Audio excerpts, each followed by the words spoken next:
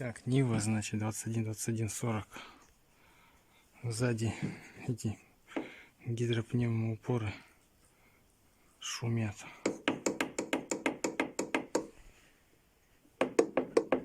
Когда едешь, вот так вот звенькают.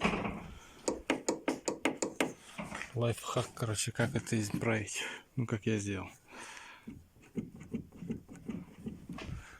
Обычный фум взял. Здесь вот подмотал. И здесь тоже. Все, не стучит. В машине тишина, как в Мерседесе.